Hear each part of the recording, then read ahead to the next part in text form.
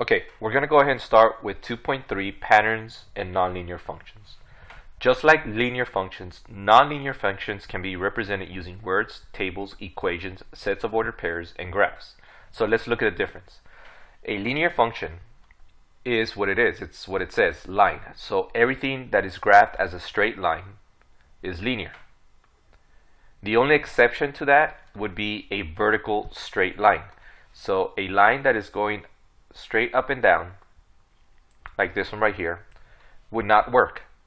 This here is not even a function, so that's not going to work. So that's the only straight line where it wouldn't work when it's going straight up and down. Nonlinear functions are curvy. So anything that has a curve is considered nonlinear. Anything that changes direction on a straight line, so this is going down, then it starts changing direction. As long as it's not a straight line, that's considered nonlinear. So let's go ahead and look at examples of this and determine whether they're linear or nonlinear. Okay, so for problem 1, we're going to classify functions as linear or nonlinear. We are given a table for the first problem and for the second problem. So we're going to go ahead and read it and then see if it and determine which of the two it is. The area A in square inches of a pizza is a function of its radius r in inches. Graph the function shown by the table. Is the function linear or nonlinear? So what we want to do is make a table and use that information by looking at the graph. Does it look like a straight line? So the thing that you need to notice here, what's most important, is if you look at the radius, it goes from 2 to 10. You need to find a reasonable value for your domain, which is our x, which is this right here. So here's our x-axis here. We're going to be using r, the radius, and it goes from 2 to 10. So a reasonable value would be, say, from 0 to about 10. And that would work on our graph. We want to make it, we don't want to go from 0 to 1,000. That wouldn't make any sense. Same thing with the area. The area is our y values, and it goes from $12.57 to 314.16 for the area. So we want to use something maybe from 0 all the way to, I don't know, 300, maybe a little bit more than that, just so that we are able to cover the 314. So we want to come up with a reasonable domain and range values for our tables for the x and y axis. So let me go ahead and show you an example of how that would look like. So if we plot this point roughly using these kind of points as our reasonable x and y, you're going to get the following. So here's our pizza area. You can see how if you graph this now using this, what seems to be a pretty reasonable set of values here for our x and y, you're going to see this line curve up. So if we're going to answer this question once you've graphed it and determine what's going on, is this considered a linear or nonlinear? Then what I would say is this is curving, so therefore I'm going to say this is a nonlinear, looking at the table. Okay, now let's look at the second problem. The cost C in dollars of a sauce for a pizza is a function of the weight W in ounces of sauce used. Graph the function shown by the table. Is the function linear or nonlinear? So same thing you want to do like the previous example. You want to determine on this graph, what are we going to use for our domain, our value of x. So again, we're going to use the same thing. We're going to use a weight of 0 to 10, so I would use from 0 to 10. Our cost goes from about 80 cents to about $4, so I would go from 0, maybe make this $4, and go from there. So maybe jump every dollar, something like this. But this is roughly what you're looking for. You're trying to find a reasonable value for your y and a reasonable value for your x, so you can graph it. So I'll go ahead and now move this out of the way. I'll move this one out of the way, that way it's a little bit more clear to you guys. And here's our graph for the cost. If you notice, it uses from 0 to 10 and from 0 to about $6. You could have made it shorter. And once you plot each of these points, you realize that this is going in a straight line. Therefore, based on the graph, based on the information, this function is linear. Let's go on to the next problem. Okay, for problem number 2, representing patterns in nonlinear functions. The table shows the total number of blocks in each figure below as a function of the number of blocks on one edge. What is the pattern you can use to complete the table? Represent the relationship using words, an equation, and a graph. So we are given a partial graph here. And for x, we are using the number of blocks on edge, which is x. For y, we're using the total number of blocks. So if we look at the first value here, we have a 1 by 1 by 1. So we end up with one block. So the order pair is 1, 1. For here, we have 2 by 2, and then finally by 2, going this way, going back. So it's like you're finding volume. So it's 2 to the, for 2, there are 8 blocks available. Here, we're doing 3 times 3 times 3 to find out the value. So that's really what you're doing. So for 3, you get 27, and so the ordered pair is 3 and 27. Now, if we continue the pattern, here are our blocks. We're going to be doing 4 by 4 by 4. Okay, so that means that this is really 4 times 4 times 4, which is 64, or 4 and 64. For the next one, for 5, you got 5 across, 5 on top, we get the 25, and then 5 going back.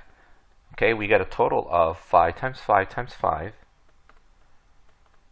is going to equal 125. So our value is 5 and 125. So what we are looking for, what we're looking here is, and what we see is really, this is a cubic value. This is nothing more than 1 cube. This is no more than 2 cubed. This is 3 cubed. This is 4 cubed and 5 cubed. So this equation is a nonlinear equation. It's a cubic function. So we'll start with that.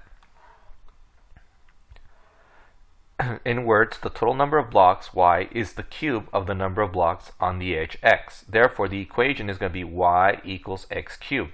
Now, if we plot this, so here's our words, here's our equation. Now let's go ahead and plot this in a graph. Again, our reasonable value for x is from 1 to 5. So you're seeing here from 1 to 5, so they added one more for 6. A reasonable value of the blocks goes from 1 to 125. So we want to go maybe from 0 to about 150. Okay, and that's a reasonable value we can use for a graph so we can represent it. And you can see as we plot these points, you're seeing this turning into a curve, and it's curving up. Okay, so here's our example of a nonlinear function represented by words, equation, and a graph. Let's go on to the next problem. Alright, now we're on problem 3. Writing a rule to describe a nonlinear function.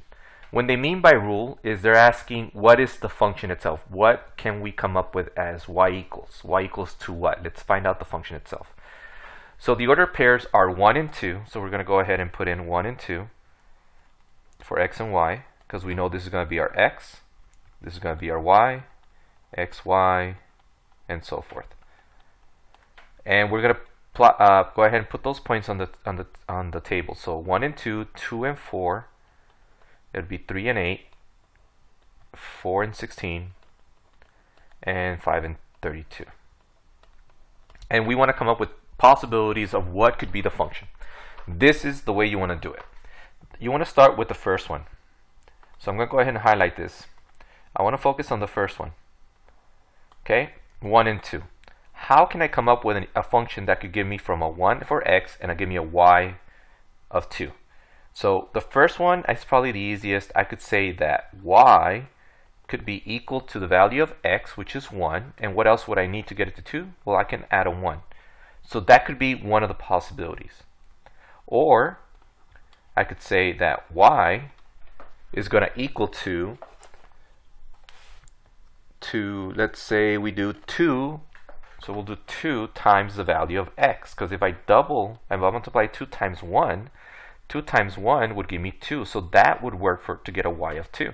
And again, you can check these. So what I'm saying is that 1 plus 1 is going to give us 2. Here, it could be 2 times 1 could produce 2. Or we can come up with a third way of doing this, which would be that I would use the value of y of 2 to the x power, because 2 to the first power is going to produce 2. So here are my three possibilities of how I can come up with 2. Okay, so let me use these three possible ways, and let me clear this up so you guys can see the possibilities. We're going to use these three equations and find out which one fits based on how we got 2 for the first value in the table.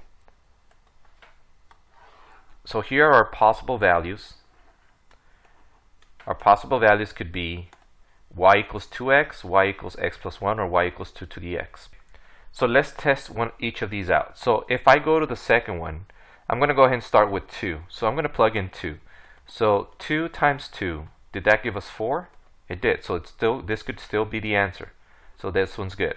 Here, 2 plus 1, because x is going to be 2, and we're going to add 1, that gives us a 3. So this is not what we're looking for. So that means that we can go ahead and cancel this one as a possibility of being in the answer. All right, the next one is y equals 2 to the x, where x is going to be 2. And that gives us 2 squared is 4. So this one did work out. So now we're down to 2. For x equals 3, so we're going to go ahead and put 2 times the value of 3 for x being 3. It produces 6. Notice that we have an 8 here, and the 8's not going to work, so that one's out. And now we just have to check and confirm that this is our answer. So this is going to be 2 to the value of x of 3. That's 2 times 2 times 2. That is 8, and that does work for this one. So it worked for 2, 4, and 8. If we go ahead and continue, put a 4, 2 to the 4th is 16, and it equals 32. So that means that of all our answers, this would be it. So our final answer for this one, what is the rule? The rule is that y is 2 to the x power. Therefore, that is going to be our answer. Okay, that was our last problem. Don't forget to summarize your notes, and then we'll see you guys tomorrow.